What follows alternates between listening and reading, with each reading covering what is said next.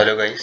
सो इस particular video में हम विजन आईएएस पॉलिटी की पीटी 365 डिस्कस कर लेंगे और ये एक पूरी सीरीज़ होगी जिसमें मैं सभी सब्जेक्ट्स की पीटी 365 को डिस्कस करूँगा और मैं कोशिश करूँगा कि वीडियोस 10 से 15 मिनट की रेंज में रहे जिससे कि हम सेक्शन वाइज स्टडीज़ कर सकें। हम एक बार में एक सेक्शन को उठाएंगे, उस सेक्शन को ख़त्म करेंगे, उस सेक्शन में जितनी भी इंपॉर्टेंट चीज़ें होंगी एग्ज़ाम के पर्सपेक्टिव से जानने के लिए उतनी चीज़ें हम कवर करेंगे। हम हर चीज़ को वर्ड बाय वर्ड नहीं पढ़ेंगे, हम जितना एग्जाम के लिए इंपॉर्टेंट होगा, जहाँ तक यूपीएससी क्वेश्चन पूछता है उतनी चीज़ों को कवर करेंगे और मैं से 10-15 मिनट के वीडियोस की कुछ वीडियोस की सीरीज़ में section by section her subject की पीटी 365 को ख़त्म करूँगा। तो पहला इशू देख लेते हैं। पहला इशू जो है कॉन्स्टिट्यूशन से रिलेटेड जो भी चीज़ें उसके बारे में दिया हुआ है। तो यहाँ पे पहला इशू है बेसिक स्ट्रक्चर। तो बेसिक स्ट्रक्चर क्या होता है, इससे क्या क्या ये डॉक्ट्रिन कैसे बनी है, ये सब चीज़ें लक्ष्मीकांत में दी हुई है, आप वहाँ से पढ़ सकते हैं। तो बेसिक स्ट्रक्चर में यहाँ पे ओवरव्यू दे देता हूँ कि बेसिक स्ट्रक्चर का जो अपना इनोवेशन है वो Keshavananda Bharati versus state of Kerala का जो केस हुआ था, वहाँ से बेसिक स्ट्रक्चर का इनोवेशन किया सुप्रीम कोर्ट ने। तो हमें ये चीज़ याद रखनी है कि बेसिक स्ट्रक्चर कहीं पे भी कॉन्स्टिट्यूशन में डिफाइंड नहीं है, ना ही बेसिक स्ट्रक्चर किसी एक्ट में डिफाइन है, ना ही सुप्रीम कोर्ट ने कभी बेसिक स्ट्रक्चर को डिफाइन किया है। बेसिक स्ट्रक्चर के कुछ कुछ प्रिंसिपल्स हैं जिसको supreme court time to time case by case basis पे अलग अलग करता रहता है। आप यहाँ पे देख सकते हैं कि जैसे कि उसकी क्या क्या बेसिक स्ट्रक्चर के क्या क्या एलिमेंट है, जैसे कि है mandate to be level welfare citizen, supremacy of the constitution, unity and integrity of the nation, power of judicial review, rule of law, principle of equality, free and fair election और काफ़ी सारे हैं। एक बहुत बड़ी प्रिंसिपल्स की list है। बस इसमें यहाँ पे जाने लायक चीज़ एक ही थी। फिर उसके अलावा ये बेसिक स्ट्रक्चर को इवोल्यूशन कैसे हुआ ये दिया हुआ है। तो पहले सुप्रीम कोर्ट का कहना ये था कि पार्लियामेंट फंडामेंटल राइट के साथ साथ कॉन्स्टिट्यूशन के किसी भी पार्ट को अमेंड कर सकती है, लेकिन फिर सुप्रीम कोर्ट ने अपने डिसीजन को 1967 के गोलकनाथ केस में बदला। तब सुप्रीम कोर्ट ने यह कहा कि पार्लियामेंट के पास पावर नहीं है। फिर इसी के रिटेलिएशन में इंदिरा गांधी गवर्नमेंट ने और कुछ कुछ अमेंडमेंट लाई जिससे कि उन्होंने जुडिशियल रिव्यू का पावर खत्म कर दिया था। तो सुप्रीम कोर्ट ने उसको भी अल्ट्रा वायरस यानी कि अनकॉन्स्टिट्यूशनल डिक्लेयर किया। और केशवानंद भारती केस के टाइम पे सुप्रीम कोर्ट ने एक चीज़ लाई कि एक बेसिक स्ट्रक्चर है कॉन्स्टिट्यूशन का, जो कि हमारे कॉन्स्टिट्यूशन मेकर्स ने एक बेसिक स्ट्रक्चर तय बनाया हुआ था। उनके माइंड में ये आइडियाज थे, ये प्रिंसिपल्स थे। तो it is a set of principles and इसको हम किसी भी कंडीशन में वायलेट नहीं कर सकते हैं। अगर आप आर्टिकल 368 के अंदर जो भी अमेंडमेंट करते हैं, आप कॉन्स्टिट्यूशन के किसी भी पार्ट को अमेंड कर सकते हैं including fundamental right, but basic structure can not be violated. ये तो सुप्रीम कोर्ट का इंटरप्रिटेशन। साथ ही में यहाँ पे सुप्रीम कोर्ट ने एक और इंटरप्रिटेशन दिया कि ये जो दो डीपीएसपी हैं, डायरेक्टिव प्रिंसिपल्स, 39B आर्टिकल और आर्टिकल 39C, दो डायरेक्टिव प्रिंसिपल्स दो फंडामेंटल राइट के ऊपर माने जाएंगे। ऑल्दो फंडामेंटल राइट सब चीज़ों से ऊपर है, फंडामेंटल राइट डीपीएसपी से भी ज़्यादा ऊपर है, बट अगर बात सिर्फ दो डीपीएसपी की बात की जा रही है जो कि आर्टिकल 39 और आर्टिकल 39B और 39C है, और उसके अगेंस्ट में सिर्फ दो फंडामेंटल राइट वायलेट हो रहे हैं यानी कि आर्टिकल 14 और आर्टिकल 19, तो उस केसेस में DPSP will transcend over fundamental rights. फिर यहाँ पे उसके आउटकम दिए हुए हैं। यहाँ पे एक और चीज़ ये थी कि केशवानंद भारती केस में सुप्रीम कोर्ट ने ये भी माना कि preamble is a part of constitution, hence can be amendable. यहाँ तक कि इसके ऊपर प्रीलिम्स 2020 में क्वेश्चन भी एक आया हुआ था। तो उसमें बस बात ये थी कि क्या प्रियम्बल कॉन्स्टिट्यूशन का पार्ट है? हाँ है। क्या प्रियम्बल को एनफोर्स किया जा सकता है? नहीं किया जा सकता है। क्या प्रियम्बल को साथ साथ किसी और आर्टिकल का रेफरेंस दिया जा सकता है? हाँ, उस केसेस में प्रियम्बल का रेफरेंस दिया जा सकता है किसी और आर्टिकल के साथ जब हम डिस्कस कर रहे हैं। तो आप वाला क्वेश्चन एक बार देख लीजिएगा। फिर next important article, impeachment of the president. तो अभी डोनाल्ड ट्रंप इम्पीच हुए थे and he is the first US president to be impeach twice. तो वैसे तो यूएसए का इम्पीचमेंट इंडिया के लिए कोई बहुत ज़्यादा इंपॉर्टेंट नहीं है, लेकिन हमें इसमें ये चीज़ पता होनी चाहिए कि इंडिया के इम्पीचमेंट और यूएसए के इम्पीचमेंट में डिफरेंसेस क्या क्या हैं। तो बेसिक इंस्ट्रक्शन अपन देख लेते हैं, जैसे कि ग्राउंड। तो इंडिया के प्रेसिडेंट के इम्पीचमेंट का ग्राउंड होता है violation of constitution under article 61। लेकिन वायलेशन ऑफ द कॉन्स्टिट्यूशन क्या होता है, ये चीज़ किसी ने भी डिफाइन नहीं किया है, ना तो किसी एक्ट में ना ही कॉन्स्टिट्यूशन में। जबकि यूएसए में ग्राउंड थोड़े अलग होते हैं, ट्रीजन, ब्राइबरी और ज़्यादा हाई क्राइम्स।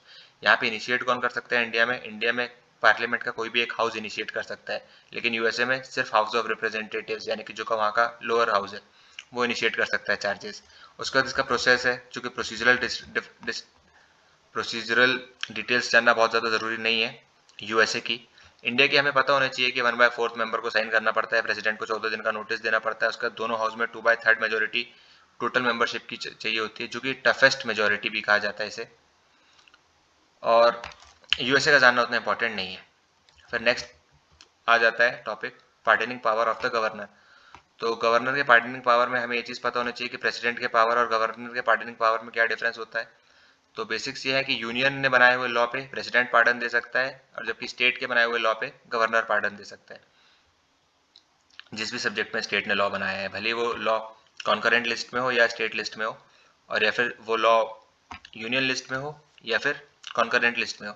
अगर यूनियन ने लॉ बनाया है तो उसमें प्रेसिडेंट पार्डन दे सकता है, और अगर स्टेट ने लॉ बनाया है तो उस पर गवर्नर पार्डन दे सकता है। एक डिफरेंस बस ये है कि प्रेसिडेंट के पास थोड़ा ज़्यादा वाइडर स्कोप है, क्योंकि कोर्ट मार्शल के केस में प्रेसिडेंट पार्डन दे सकता है लेकिन गवर्नर नहीं दे सकता है।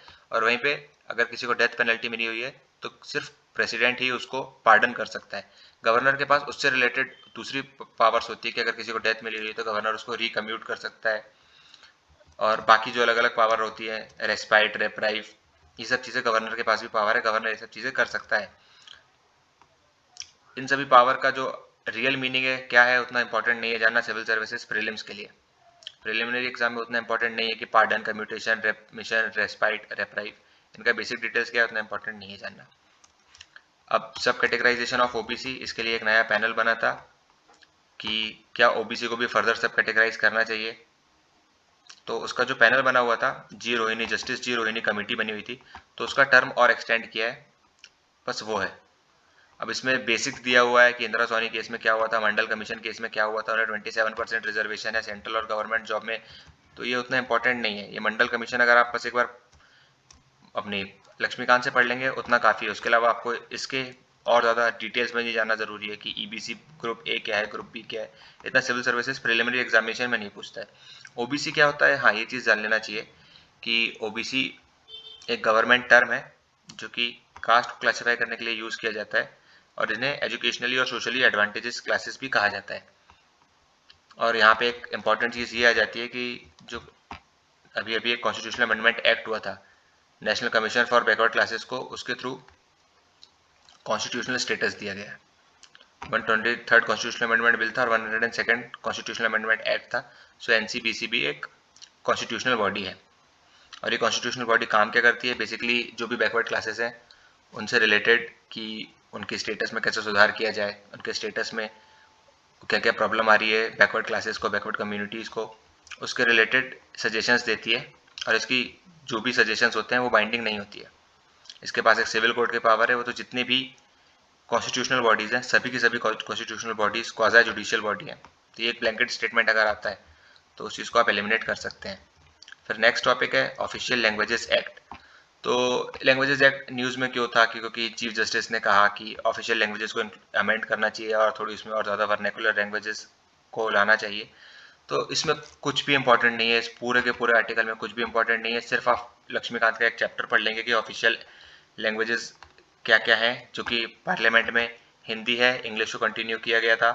सिर्फ आप एक बार उसको पार्लियामेंट सॉरी लैंग्वेजेस वाला जो चैप्टर है उसको अगर आप लक्ष्मीकांत का पढ़ लेंगे, उसके बाद आपको इस आर्टिकल को भी पढ़ने की कोई ज़रूरत नहीं है।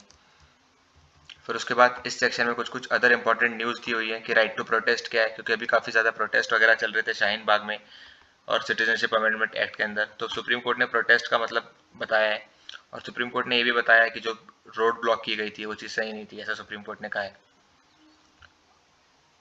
और हेट स्पीच और यहाँ पे फ्री स्पीच के बीच में डिफरेंसेस क्या है, तो हमें बस इतना पता होना चाहिए कि हेट स्पीच एक ऐसी स्पीच है जो कि किसी और को वायलेंस करने के लिए इंसाइट करे, तो उस स्पीच को हेट स्पीच कहा जाएगा। जबकि फ्री स्पीच जो कि एक रीजनेबल क्रिटिसिज्म होगा उसे फ्री स्पीच कहा जा सकता है।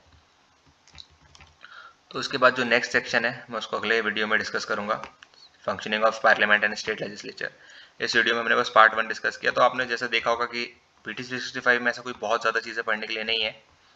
पीटी 365 में जो भी सेक्शन था ये सिर्फ हाईलाइट कर देगा कि क्या क्या इंपॉर्टेंट चीज़ें हैं, आपको उसमें से कितनी चीज़ें लक्ष्मीकांत से देखनी है, कितनी चीज़ें लक्ष्मीकांत से नहीं देखनी है, कौन सी चीज़ें न्यूज़ में रही, ये चीज़ आपको इसके थ्रू पता चल जाएगी। कोई बहुत ज़्यादा इसमें करंट अफेयर्स अपडेट हुए नहीं है पिछले एक साल के अंदर।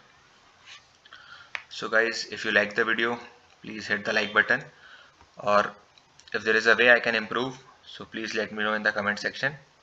and please subscribe to my channel. Thank you.